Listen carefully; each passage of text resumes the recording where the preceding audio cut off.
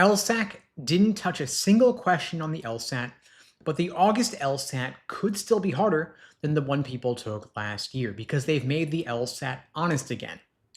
So what happened? LSAC has killed the at-home remote LSAT. Their reason is security, but nobody's telling you what that is going to do to your number because the June LSAT is the last LSAT you have the option to take from home.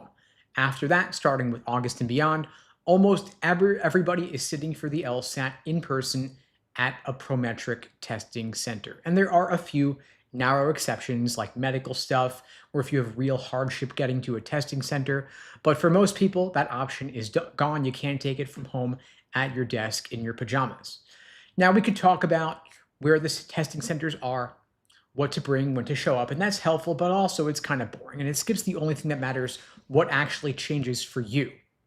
Now the question is, why would LSAC blow up? Why would they end a format that hundreds of thousands of people loved? They spent 5+ years building up. Officially, the reason is testing security.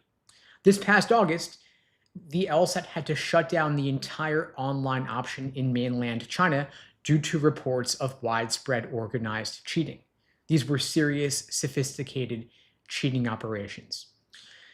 Now, of course, if the problem was just with one particular region, they would have shut it down only in that region, but they decided to scrap at-home testing for the entire planet. And that tells us the problem was more widespread. Now, we can look at the impact in terms of LSAT score inflation. A 170 today puts you in the 95th percentile. But 10 years ago, that same 170 was close to the 98th percentile, top 2.5%. And so the percentage of people clearing a 170 roughly doubled over that period. A 175 used to be the top 0.5%. Now it's the top 1%. And the LSAT is supposed to be equated. And that's a fancy word, but it's a pretty simple idea. It means a 170 is supposed to mean the same thing today that it did 10 years ago. Now, the LSAT questions haven't gotten significantly easier, and so there are a couple of explanations here. Either everybody got a whole lot smarter all at the same time, or some of those scores aren't legit.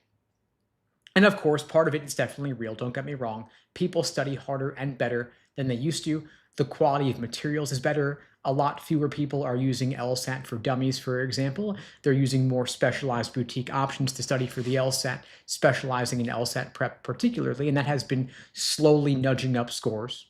But it kept climbing up through the remote testing era faster and faster.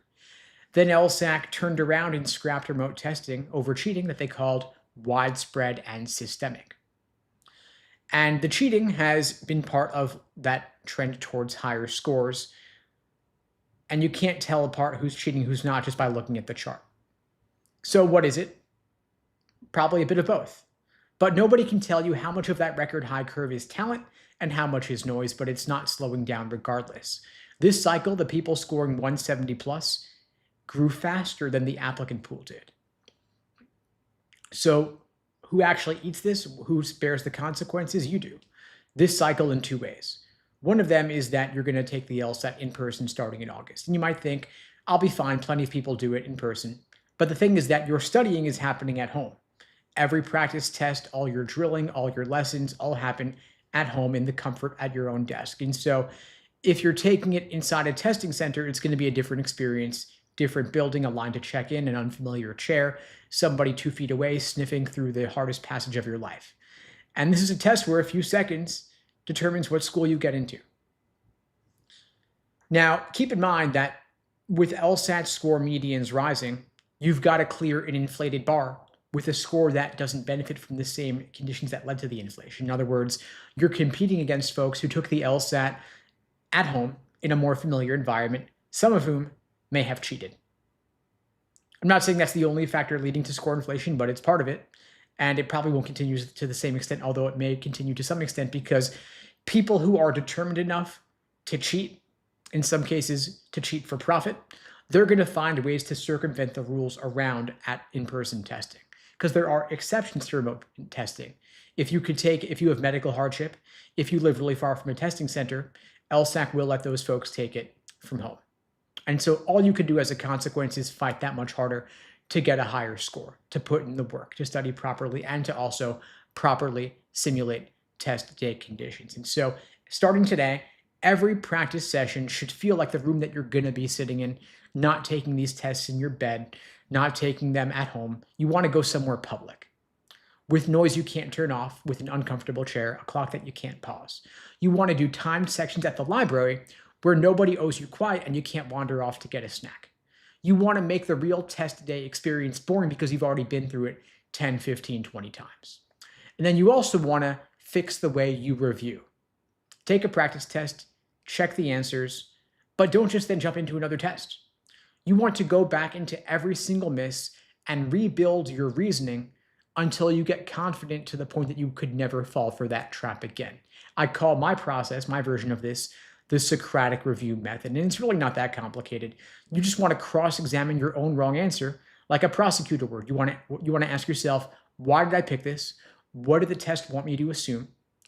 What would the right answer have to look like before I even read the options?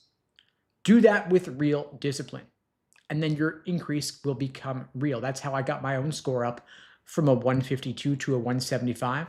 And that right there is the difference between those who plateau and those who increase their scores.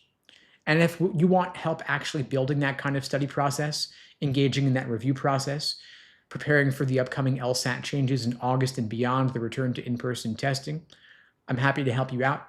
I'm offering free LSAT tutoring for everybody watching this now and later.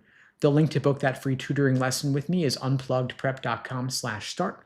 The link is below the video on YouTube, pinned in the chat on YouTube, in my bio on TikTok and IG.